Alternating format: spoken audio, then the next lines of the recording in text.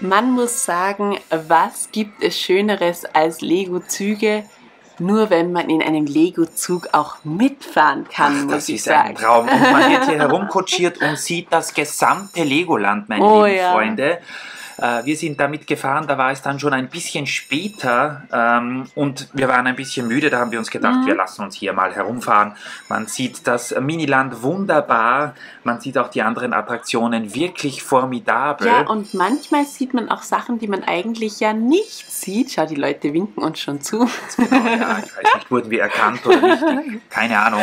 Auf jeden Fall ist niemand auf uns zugekommen, was ja vielleicht daran liegt, dass wir auch keine wirklichen Stars sind, sondern nur Amateur-YouTuber. Das könnte vielleicht auch der Fall sein. Aber man sieht eben manche Attraktionen, wie diese Bootsfahrt auch und auch dieses, wo man selber einsteigt in so einen quasi Arm und das dann selber steuern kann. Genau, da kommen wir dann, glaube ich, gegen Schluss noch hin. Mit den Booten wollten wir an diesem Tag, wo wir im Legoland waren, auch fahren. Aber die waren leider sehr gut besucht, weil es sehr heiß war.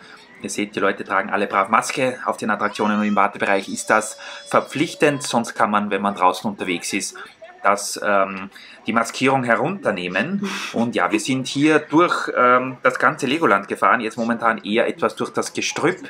Ich weiß gar nicht, wo wir jetzt rauskommen, aber... Ich glaube bei den Autos, oder? Wo man den Führerschein dann machen kann. Da kommt man dann, glaube ich, wieder raus. Genau, die Fahrt wo wir auch gesagt haben, das wird eine der ersten Sachen, wo wir gleich dann Tim einspannen werden, dass er dann auch den Führerschein natürlich macht. Genau, wenn wir dort schon keinen Führerschein mehr machen können, dann muss es wenigstens er machen.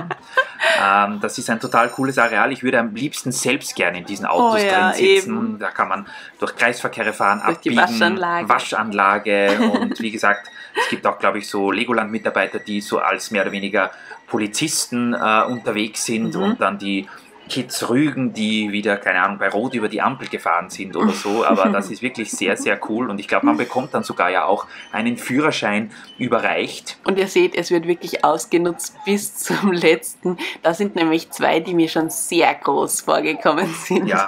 Aber gut, ich verstehe es, ich würde auch mitfahren. Nächstes Mal stellen wir uns auch dort an und versuchen hier...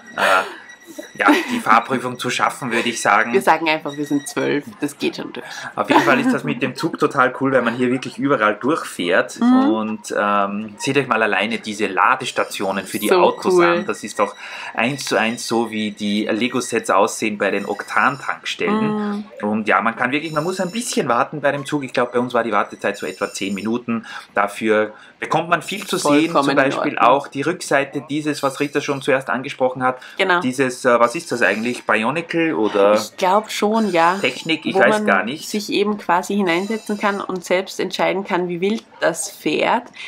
Ich habe da trotzdem noch ein paar Bedenken.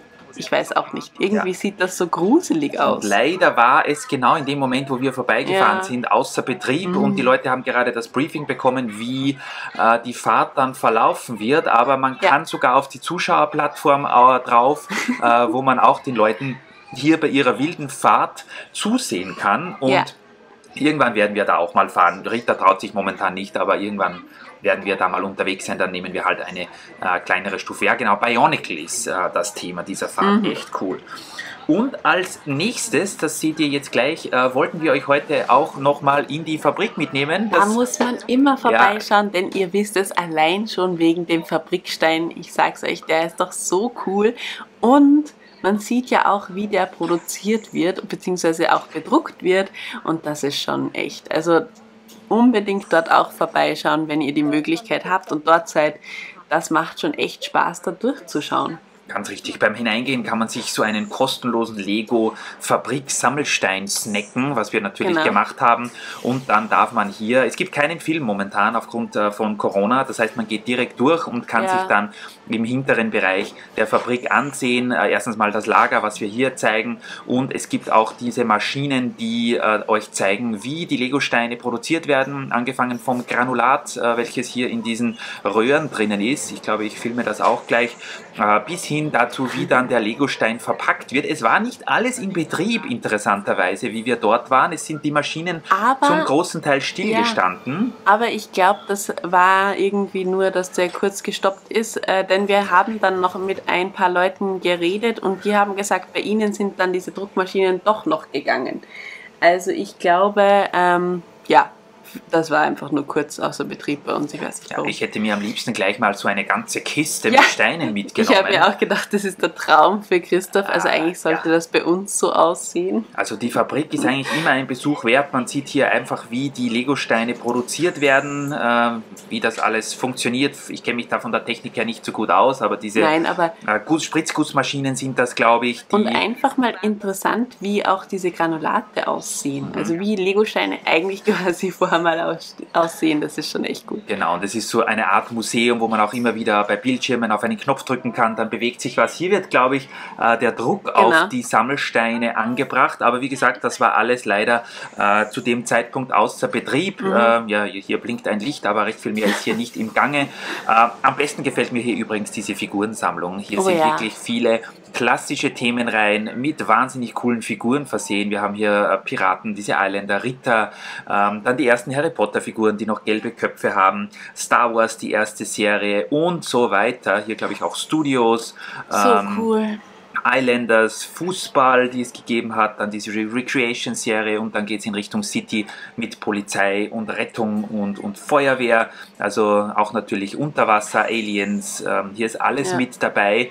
Und das gefällt mir ja dann auch immer so gut. Also hier wird ja gezeigt, wie eine Figur zusammengesetzt wird und das ist auch immer so cool, weil da wirklich zuerst nur der Torso ist und dann sieht man, ein Arm nach dem anderen wird drauf gesteckt von der Maschine und dann hat sie auf einmal Hände. Ja, genau. Und immer so lustig, weil die Hände nach oben zeigen zuerst natürlich, weil sie hineingesteckt werden, genau. Und dann hat sie einen Kopf. Und es geht so schnell und auf einmal ist sie weg. Hi. Wahrscheinlich schon verpackt, fixfertig in einem Lego-Set für euch zu kaufen. Ach, ich dachte auf dem Weg in unsere Lego-Stadt. Das könnte natürlich auch sein. Zum Einwohnermeldeamt, genau. Hier sollte man eigentlich noch sehen, wie die Lego-Sets verpackt werden, aber auch dieser Apparat war außer Betrieb. Normalerweise fährt das hier so im Kreis und eine Komponente nach der anderen wird hier in diese Schachtel hineingegeben und dann zugeklebt, aber das war auch irgendwie ein bisschen komisch. Wir waren auf jeden Fall relativ bald schon in der Früh, dort vielleicht auch waren wir schon zu früh. Da sind die Maschinen noch verschlafen gewesen. Das könnte sein. So, und jetzt wieder am Weg hinaus. Man geht ja jetzt durchs Freie in die Lego-Fabrik oder besser gesagt in den Fabrikshop.